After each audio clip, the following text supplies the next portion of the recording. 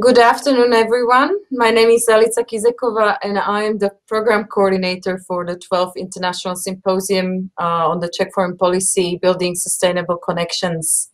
I'm sure you're having a wonderful afternoon. We've had a few sessions already, and this one is quite remarkable because we were able to bring together 5 female experts and establish the talent, I would say, in different areas to discuss improvements in women representation, if necessary in some ways, and how women can contribute to finding lasting solutions, even in topics that we are covering at this conference now. We talked about the COVID era and not just look at the quick solutions in some areas. I mentioned in my remarks early on that we have human rights issues that should not be overlooked when we have to deal with pandemics, because that can have repercussions long term. So we have to balance our priorities, but also our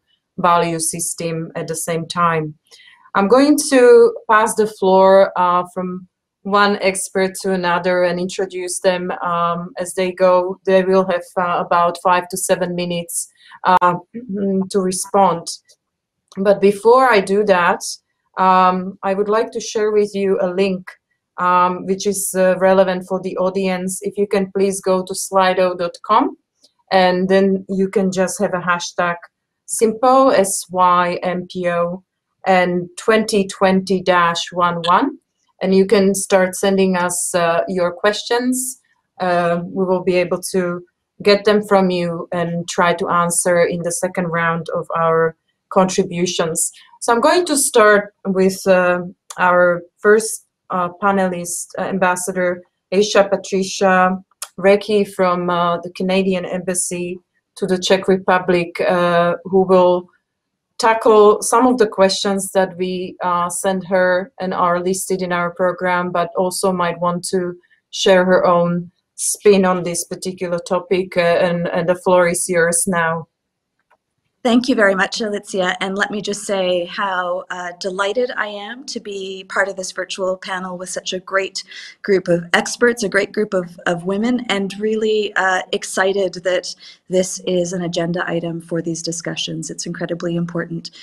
As I think many of you know, Canada has made gender equality a priority, and speaking personally, I couldn't be prouder to represent Canada at a time when half of our ambassadors are women, including in the majority of G7 countries, when we have an equal number of men and women in our federal cabinet serving as ministers, and when in our Canadian Armed Forces, every single discipline, including combat, is open to both men and women, such that at this time we have Canadian women serving in leadership roles in combat operations in Iraq, in NATO naval operations, and even as commander of Canada's Formation Europe in Brussels at NATO. So eminently qualified people who happen to be women. Prime Minister Trudeau has said that for Canada, women in leadership in whatever sector is not just the right thing to do or the nice thing to do, but in fact it's the smart thing to do. And there is, of course, a critical, incredibly important rights-based argument underpinning more women's participation, representation, and equality.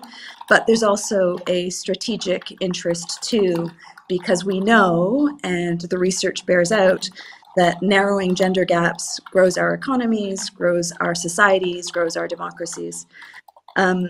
When I speak about these issues, I often mention a report by McKinsey from a few years ago, and I think it's relevant here too. And that report, called Why Diversity Matters, made the link between diverse leadership and improved decision-making and competitive advantage. And their findings were related to companies, that for companies with both ethnic and gender diversity, they were more likely to have higher financial returns. And I'd say that that business case for the corporate sector is also relevant to our foreign policy world, where diverse skills, diverse abilities, diverse perspectives, and networks are key to finding innovative, durable solutions to global problems. For Canada, we've learned that diversity, including gender equality, This is key to Canada's success. We have a feminist foreign policy, and I know that that word can be scary for some people, but at its heart, it's about putting gender equality and the empowerment of women and girls at the center of what we're doing. So how do we do that? And you know, to be honest, we are learning, but we know that this is not just about what we do, but how we do it. And so it's about concrete investments, money into empowerment of women and girls. It's about mobilizing men and boys to bring about change, and it's about increasing women's representation. A feminist lens to our foreign policy and our international assistance policy means shining a light on the untapped potential of women and girls around the world. And so it's about tackling the world's most pressing global challenges, the things that you've been talking about all day, and recognizing that investing in women is critical for economic, social, and political progress, and importantly, that women can transform their households, their economies, and societies in ways that benefit all people. As an ambassador, in practical terms for me, in terms of my outreach and my action, it means, for example, hosting Czech Republic's foreign minister with a group of women ambassadors for conversations around foreign policy priorities. It means going back to the co-organizer of an event to say that, yes, the embassy would very much like to partner, but in order to do so, we need to see a bit more diversity on a guest list or on a list of speakers. It means working with men and women in the corporate sector to shine a light on these issues. And it's also meant ensuring that our analysis and our advice to our capital includes consideration of gender and other factors around diversity. The research bears out that women's participation and leadership in these types of movements leads to positive outcomes that give us a more durable, sustainable peace. So I started my foreign service career working in the area of women, peace, and security. And early on, that work, you know, some almost 20 years ago, that work I did with Afghan women peace builders has stayed with me. And I would say it's not just because of their extraordinary courage, but also because of their insight, their analysis, their advice. This month, we're marking the anniversary of the UN Security Council Resolution 1325 on women, peace, and security. And what we said 25 years ago remains true today, that women have a key role in ending war, preventing war, and rebuilding after conflict.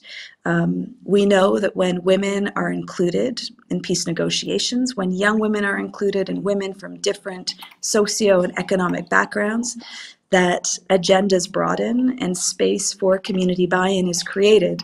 And again, research shows that women's participation in peace building is quantifiable. It gives us 15 years more peace. And yet, again, we look at photographs of the peace table and women are often excluded from the peace negotiations, even though we know that there are tangible benefits associated with inclusion. One of the questions for this session was about women's unique contributions. And I was thinking a little bit about that and talking to my teenage daughter about that last night. And I would say personally, for me, it's about other kinds of shared experiences. So for example, women having a shared experience of the glass ceiling, of being limited to a role of observer instead of decision maker. Now, not all women, not all people face the same challenges. We know that women who are historically marginalized because of their ethnic identity, for example, face particular and disproportionate obstacles. But generally speaking, if we can generalize, women know what being excluded feels like. So we know why rights and participation matter, and these ideas are at the heart of the democratic project. So for Canada, we've come to the conclusion that promoting gender equality and the empowerment of all women and girls is the most effective way to foster prosperity, create lasting peace, and achieve sustainable development for all. I'll perhaps leave it there because there are many more people that I'd like to hear from, and I know we'll have time for further discussion. So thanks very much, Alicia, for the opportunity to speak. Oh, thank you so much, Ambassador. I think this was a very rich initial introduction from your background, but also obviously from your personal experience. And we haven't really had a chance to talk about places such as Afghanistan yet. I mean, one of our sessions was looking into Iraq and Syria, but we do hear stories about women in Afghanistan. And I think that's really bringing a different region to our discussion that we need to expand and include because they work in different contexts than we do. And we were just chatting before this how probably the Czech and Canadian experiences are different, even in academia, research, public service, and take it to another environment, it might be again quite different. I will pass the floor to Professor of Public Diplomacy Nancy Snow, who is currently in Kyoto and a bit jet lag, but she's our keynote and had very strong words of introduction early on, and I'm really looking forward to hear Nancy again here. Glad she's still awake to be with us, but just shows how we can connect across different countries and continents. So Nancy, if you're connected, the floor is yours. I wanted to address feminist foreign policy. I have a chance next year, I hope, to go to Sweden to do some research on this centerpiece, and it would be nice to compare it with Canada as well. Here I sit in Japan, in Tokyo, where I think Japan is lagging behind in terms of gender equality. It's become quite infamous on this, despite the rhetoric and the words of Prime Minister Abe and now Suga, who recently replaced the retiring Abe. And interestingly, with all of the talk about womenomics, the index of gender equality has actually gone further downward. Instead of going ahead with some small baby steps in Japan, it's getting worse.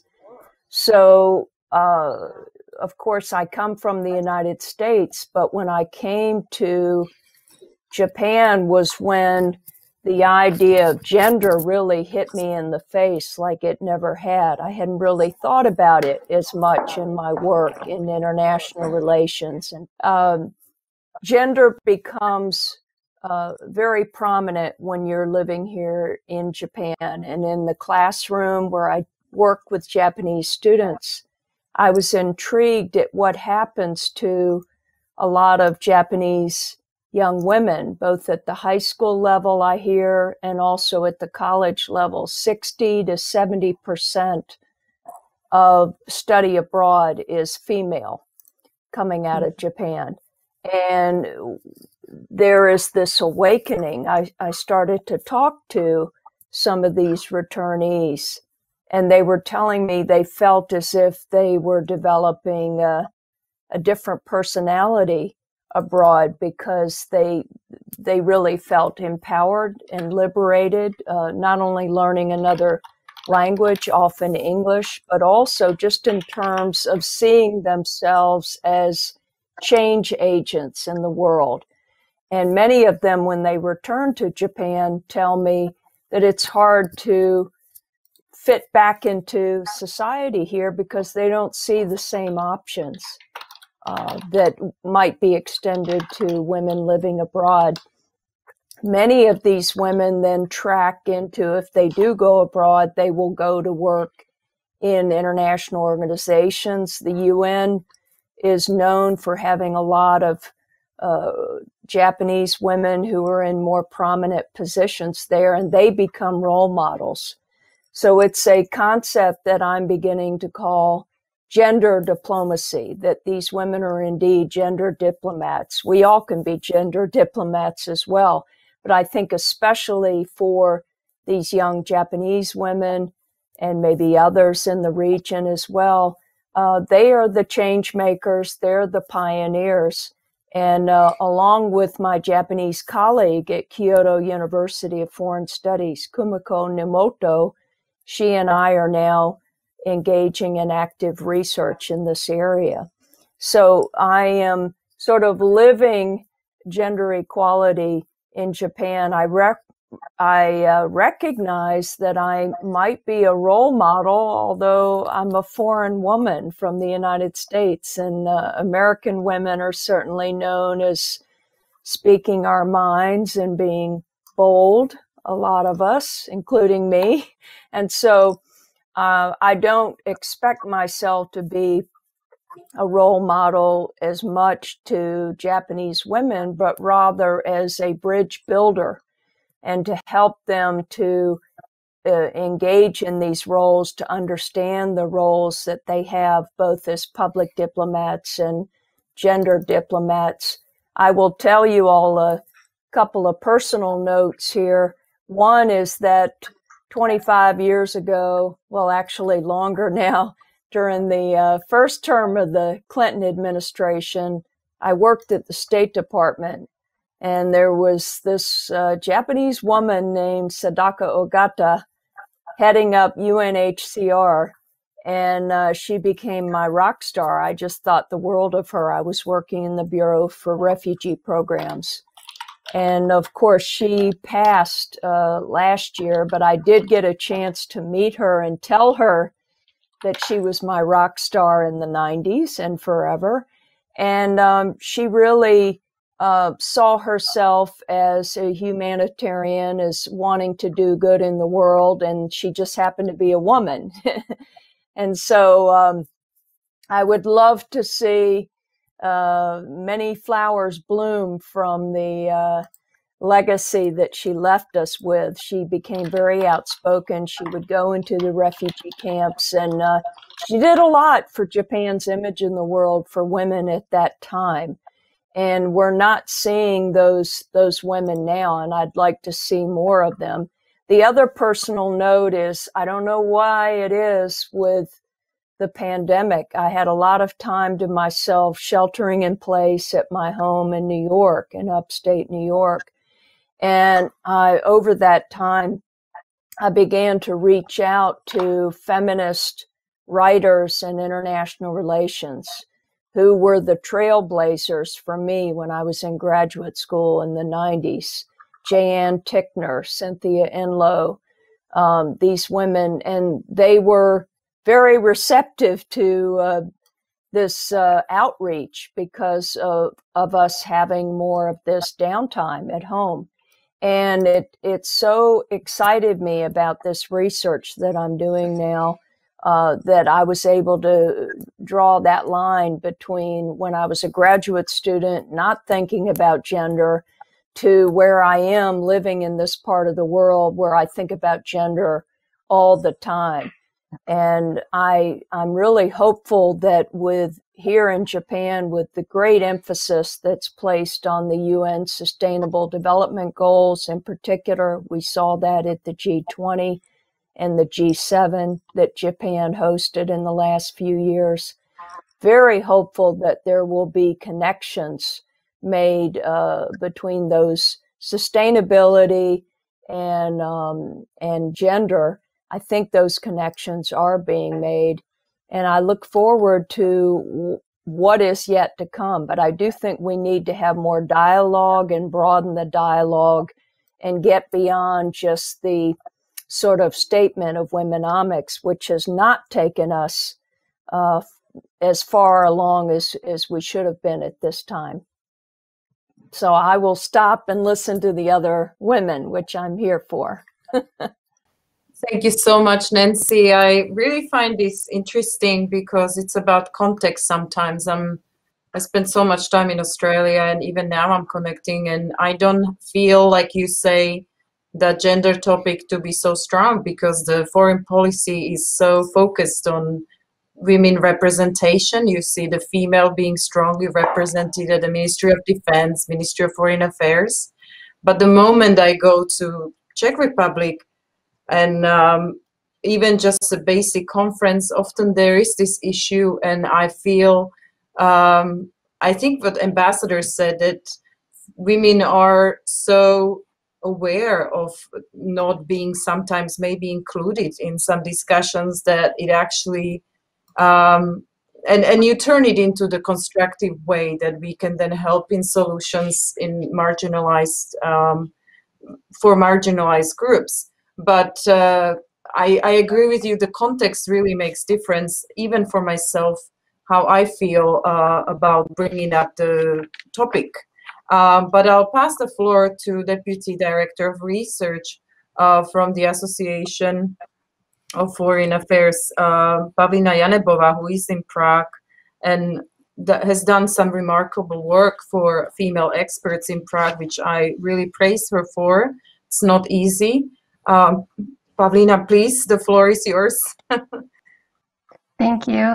Good afternoon. First of all, thank you, Alica, for having me on this great panel, and thank you for the kind words. I'm really glad that our ambition and our work is welcome, especially among the community of female experts in the Czech foreign policy.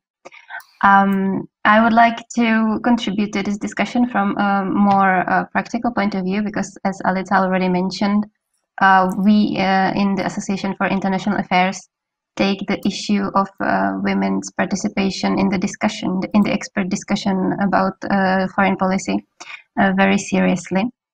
But let me start with one of the questions that was posed in the annotation to this panel. And it was the question of what specific perspectives or, what specific perspectives can women bring to the discussion or to foreign policy?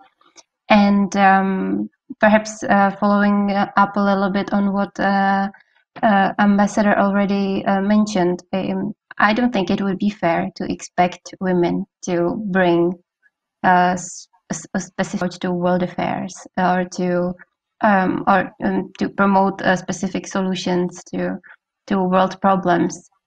We definitely should not put all women in one box and expect them to look for consensual, to make consensual and non-aggressive politics. If we look at quite a few women who were in high political positions in the past, who were foreign ministers or prime ministers, we see that they quite often didn't really shy away from power politics in the very hawkish sense of the word. I'm talking about Margaret Thatcher, for example, or Madeleine Albright. But at the same time, having a fair or having an equal participation of women in the discussion is a question of fairness, and also looking at the women and their specific the way that women are usually brought up, and that they socialize themselves. That way is very often specific. And as a woman, I believe that person through her life acquires a lot of very specific perspectives that shouldn't be omitted from the public debate, not only about foreign policy, of course. And another thing that I think it's important to mention, that inclusive democracy really is not only about including women. And there are other groups that definitely should be part of the discussion too. But I think starting with women is a great thing to do. Here I would like to perhaps follow up with a little bit more detail about the work that we are doing with the Association for International Affairs. Because if we look at the foreign policy making, it's not just the executive part. Obviously, we can't leave out the discussion that precede the actual foreign policy making and sometimes go along with, or always go along with the actual foreign policy making. If we take a look, for example, at conflicts, research says that it's women who are often disproportionately affected by economical consequences of international conflict, sexual violation, and so on. We believe that including women in debates and in expert debates can contribute to sort of changing the narratives, changing what we are actually talking about when we talk about, for example, conflicts. Because not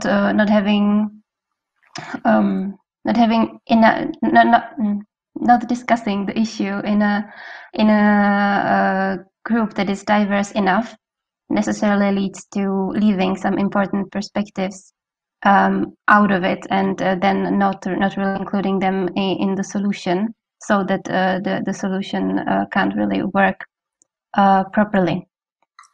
So there's just a few remarks that or just a few notes that I've made listening to the other speakers. I would really like to congratulate to Canada that 50% of their ambassadors are women. In the Czech Republic, it's only 15%. So I think there is a space for improvement in the Czech foreign policy. We still have the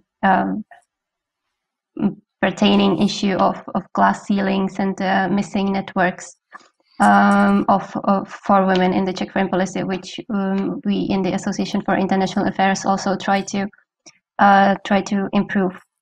And then I would like to perhaps end up on a more positive note. I've recently read about it was an article, I don't remember where it was. It was concerned with the countries that are led by women, and the fact that they apparently tend to be more efficient in fighting the pandemics, the COVID-19 pandemics. And in the article there was a thought that I wrote down, and it says that women are better in managing COVID, or the women leaders are better in managing COVID, because they do not have to violate perceived gender norms to adopt cautious defensive policies.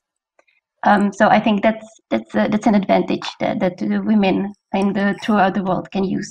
That they are free, they're actually free to adopt policies that are inclusive and cautious. So thank you.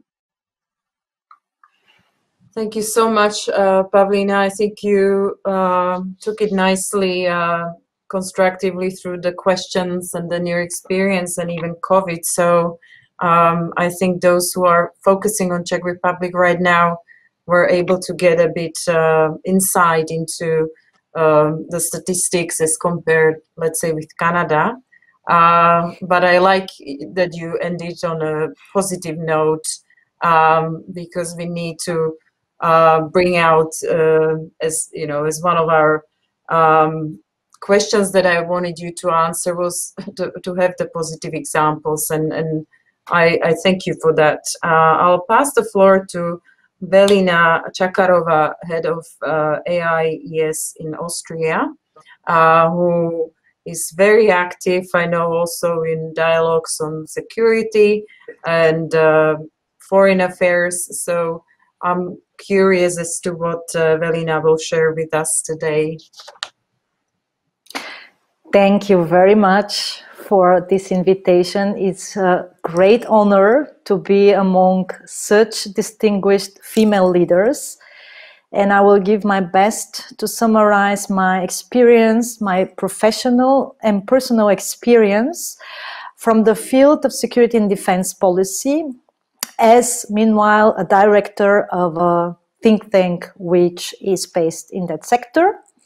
Now, I would like to summarize my experience in three main points, what I see as important for female leadership in the field of security and defense policy. First, it is about leadership through the personal role model, basically by being a personal role model.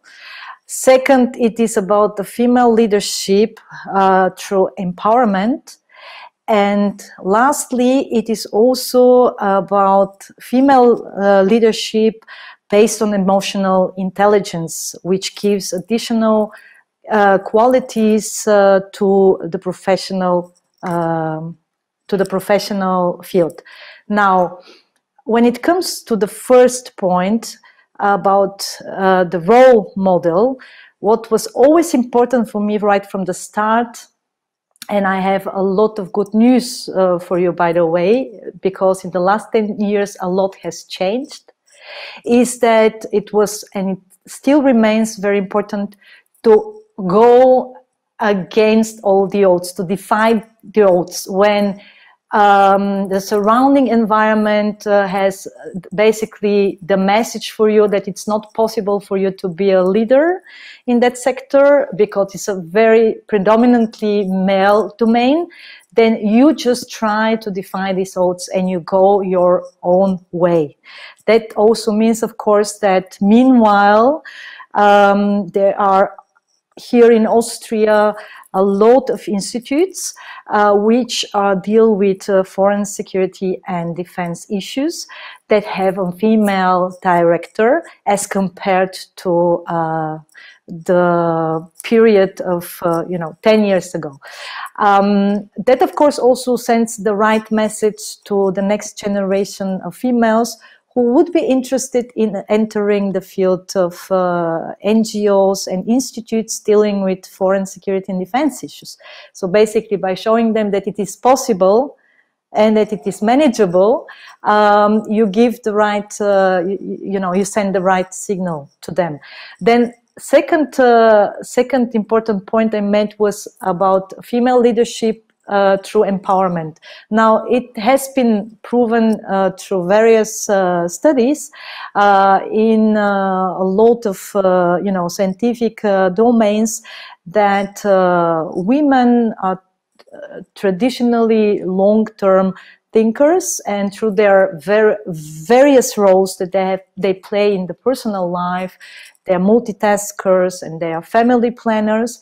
They're also very suitable for team building. That means also that specifically in the domain of security and defense policy, where communication is very often strictly vertical. That means that what the top knows is often not communicated to the bases.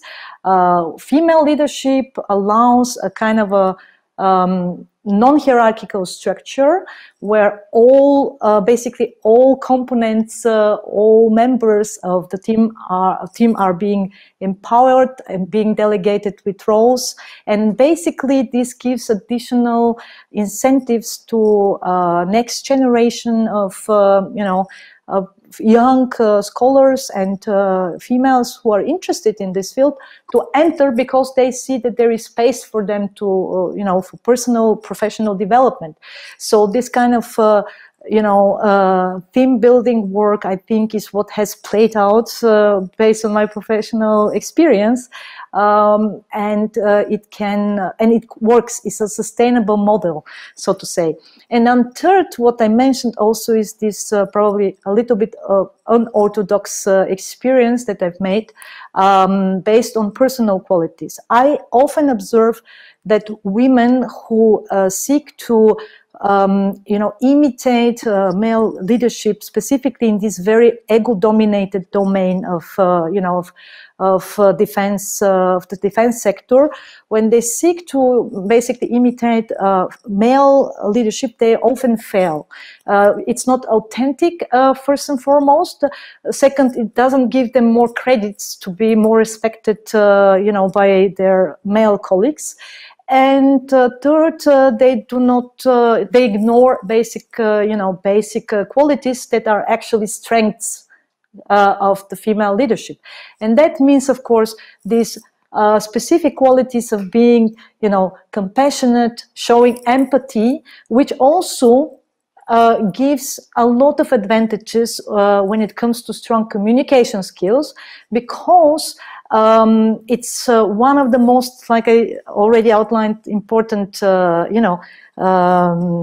issue to know how to communicate vertically in the sector, but also horizontally, to create networks that are sustainable and that are long-term oriented. And that gives you also certain authenticity. Of course, at the beginning, it's very hard until you get accepted. Once you get accepted, it's much easier to continue, your work, like I said, which brings me again, and that closed the circle to the leadership by the personal story you have, and basically by being solely a role model. And I've always said, by being emotional and being actually capable of showing empathy towards colleagues, even if you like, towards competitors in the sector, and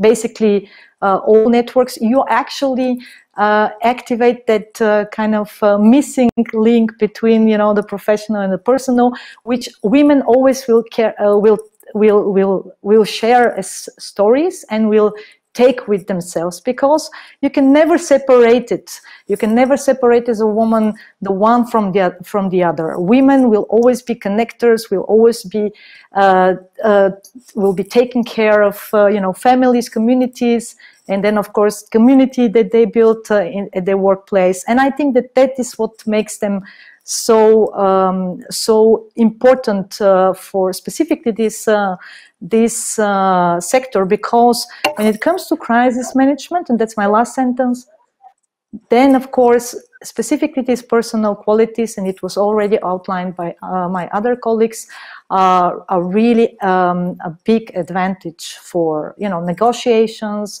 for finding out compromises, and for bringing about long-term workable solutions. Thank you so much, Velina. I think the defense security sector is specifically quite difficult sometimes in some countries, especially, but I think in general, as you pointed out. But I also appreciate that you provided some, I guess, guideline for younger generation. We have students and interns watching today, and I think they will find it maybe inspiring to see, as you say, when people are leading by example. I was just given a number. There's about 60 people viewing this discussion, and it would be nice if they shared if they have any question that has to come now, because we don't have that much time. But I'll pass the floor to our final panelist, Birgit van Hout, who is the regional representative for Europe at the United Nations Human Rights in Belgium. Really patient, waiting until the end, and I look forward to your remarks. Thank you very much, distinguished panel members, dear participants. I'd like to start my brief intervention with a bit of a provocative thought. We're discussing today if women have a specific contribution to make in diplomacy and leadership, if women leaders create a more inclusive democracy and better respond to threats, and if the inclusion of women in debates changes the discourse. I would like to submit that, although of course we like to think that yes, of course, women are better leaders, the evidence is largely anecdotal and circumstantial. And there are also women who are not very good leaders, as we've heard already.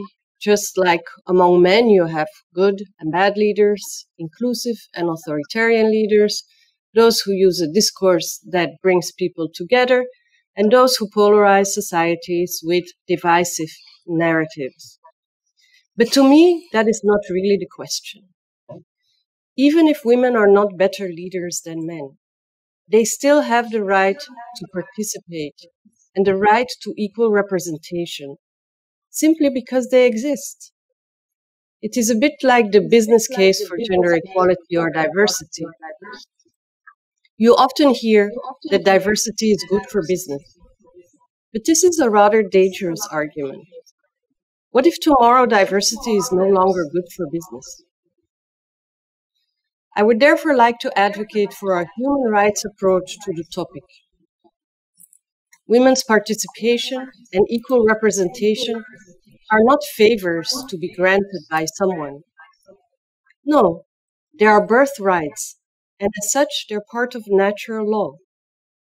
In addition, it has also been legislated internationally. Equality between women and men was already laid down in the Universal Declaration on Human Rights more than 70 years ago. And by signing and ratifying international human rights treaties like the UN Convention on the Elimination of Discrimination Against Women, states furthermore contracted the binding legal obligation to respect, protect, and fulfill human rights, including women's rights. So the question is rather, what can we do to ensure that women can realize their right to equality? And what are the critical ingredients of successful strategies? I would like to share 3 positive examples. One from the United Nations, one from the national level, and one from civil society. For many decades, the UN has suffered from the underrepresentation of women in management positions. As a matter of fact, only a couple of years ago, women made up less than 25% of senior managers, and the overrepresentation of men also in middle management was significant. And this in spite of repeated stated commitments by consecutive secretary generals and heads of UN agencies to gender equality. When Antonio Guterres was sworn in as Secretary General, he pledged to change this. An in-depth, bottom-up process was organized to identify workable solutions to remedy the situation. And what resulted from this was a comprehensive gender parity strategy. A public dashboard now shows the representation of women in each UN agency. And with this baseline, all UN entities receive tailored quantitative targets to be met within a certain time frame. And thanks to this, at the most senior level, which is the principals level, gender parity was reached within 1 year. And for resident coordinators, which are the heads of the UN country teams, we are now close to parity. The UN has yet to achieve full gender parity at all levels of the organization. But what this example shows is the difference that leadership and broad ownership make, but also the pressure that comes from having to show progress publicly. The second good practice, and I'm not going to dwell on this too much because it's already been mentioned, it's feminist foreign policies. And I was actually thinking of going a bit into Sweden's feminist foreign policy, but it's not, of course, restricted to Sweden. And we see many other countries like Canada also adopting feminist foreign policies. I think that the key principle of it is to see women and girls not as victims, but as actors, and to try and bring about gender justice in structures. The Swedish feminist foreign policy is based on 4 R's. Rights, representation, and resources based on women's lived reality. So rather than being a parallel track or an afterthought, gender equality is fully integrated into all systems, operations, and structures. All policy areas are subject to gender budgeting, meaning that choices and resource allocation must promote gender equality. And to assist managers, senior managers in the Swedish Foreign Service, they are assigned a gender coach who works with them to improve their knowledge on women's rights and helps them to apply the feminist foreign policy concretely in their area of work. And to me, this example shows the importance of intentionality, but also the importance of having concrete guidance and step-by-step approach and coaching to achieve gender equality. The third and last example I'd like to mention is called GQual. It's a global campaign to improve female representation in international tribunals and monitoring bodies. Only 17% of judges, prosecutors, and independent experts in international tribunals and monitoring bodies are women today. GQual has documented the relation that exists between the lack of women in these bodies and the legitimacy and impact of international justice. It has also highlighted how underrepresentation is linked to broader structural discrimination faced by women. Interestingly, GQual has advanced an interpretation of Article 8 of the Convention for the Elimination of Discrimination Against Women, CEDAW, that establishes the international obligation of states to promote gender balance at the international level. And so, since very recently, when states' records on women's rights are reviewed by the committee, by the CEDAW committee, states are requested to provide disaggregated statistics, disaggregated by gender, on the representation of their nationals in international fora. And importantly, through active lobbying, GQual tries to eventually change the nomination and selection procedures through which the composition of international tribunals and monitoring bodies is determined. And thanks partly to the GQual campaign, female-only lists were compiled for the selection processes for the UN Special Rapporteur on Freedom of Expression and the UN Special Rapporteur on the Right to Health. Both were mandates that until then had only been occupied by male mandate holders. And this highlights the importance of broad-based and sustained mobilization by civil society for gender equality. Two reflections to close. Unfortunately, women in a leadership position sometimes emulate what is typically considered as male behavior. We've heard it from the previous speaker, and often out of fear of being considered an imposter, or because in our patriarchal systems, collaborative leadership styles still tend to be, whether consciously or unconsciously, equated with weakness. First, do you agree with this view, and do you think Mr. Macron, as a leader from an Occidental power, is legitimate to make such comment? Another one was, if I can link a few comments, what do you see as role model country examples for especially post-conflict areas that have to deal with gender-based violence as a tool of war, or some solutions for eradication in conservative areas? What ways can the world or us help with this topic? Or in countries that are struggling with this particular issue, thus the audience member is using Bosnia and Herzegovina or Kosovo in EU neighborhood as examples. Whether you have a quota or not, I think you have to have an idea of what your goal is. And if the goal is equality, it becomes quite clear that if you don't have representation around your table, you have work to do. I know how to prove myself, and you got to have thicker skin, but you know, I don't mind quotas, and I know some people don't like quotas, so that's fine too. I guess it depends on the context. But Birgit wants to speak too. Yeah, I think quotas to me is not an either or. I mean, I'm approaching this from a legal standpoint. Most countries have ratified the Convention for the Elimination of Discrimination Against Women, in which is clearly stated that temporary special measures can and should be introduced when there is a historical disadvantage against women. Quotas are only one temporary special measure, and it is important to take into account that when they should be temporary, and this is an exceptional measure, of course.